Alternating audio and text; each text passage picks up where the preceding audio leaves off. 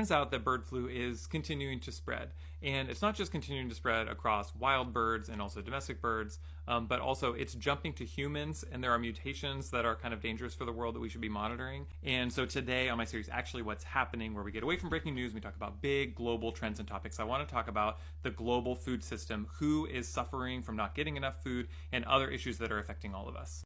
And so I checked like the US website to find out what's happening with that, and they said no risk, and I was like, that's great, sounds great. But then I was like, maybe I should just check like another source, and every other news source around the world was saying, oh, we should be monitoring this very closely, because if the right mutation jumps to a human, like everybody's going to be in big trouble.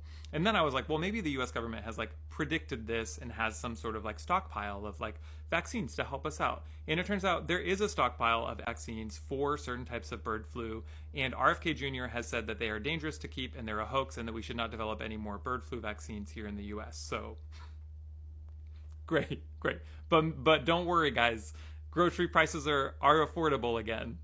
Sudan mutual aid groups have been recognized internationally as some of the most effective in the world at ameliorating the hunger crisis that has happened. There are groups of people who had originally gotten together to try to protest against an authoritarian government, who now remain the community forces that are feeding and helping the widows and the orphans and the poor. And it's important that that's happening in Sudan, and that it's being recognized, because Sudan is the biggest hunger crisis in the world at this moment. The UN Food Program, which provides quite a lot of the food there, declared that they would run out of supplies by March if they didn't get additional funding.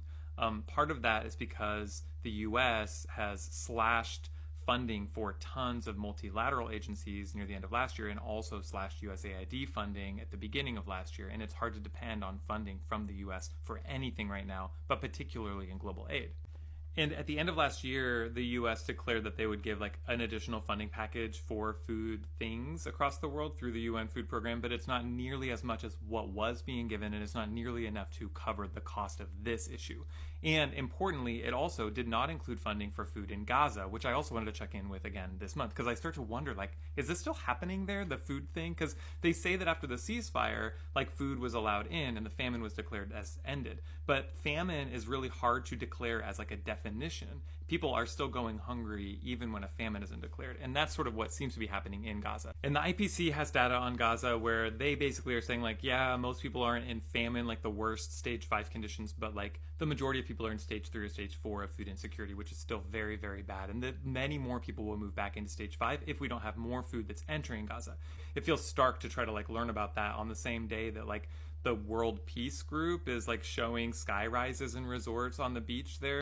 But one thing that really grabbed me this month is this ProPublica article, which lays out how cuts to USAID last year and funding from the federal government that was cut like so fast and unexpectedly has led to many deaths in many places, but particularly in Kenya. They did a deep dive where they went to a refugee camp in Kenya, and they found many people who have died because the funding was cut, and because it was cut so fast so nobody could prepare to provide more food there. And as I've covered in this series, the food was still available and just rotted in warehouses.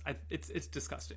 It feels so crazy to read a headline like that, and then also read a headline about how restaurants in the Western world are shrinking their portion sizes due to Ozempic being so popular because people are not hungry enough to eat a whole dish. And this thing that we have to hold on to as people that are trying to be aware of what's happening in the world can really be a lot. So that's what's happening in food news this month. Not great. Let me know what you'd like to learn about next month on this issue.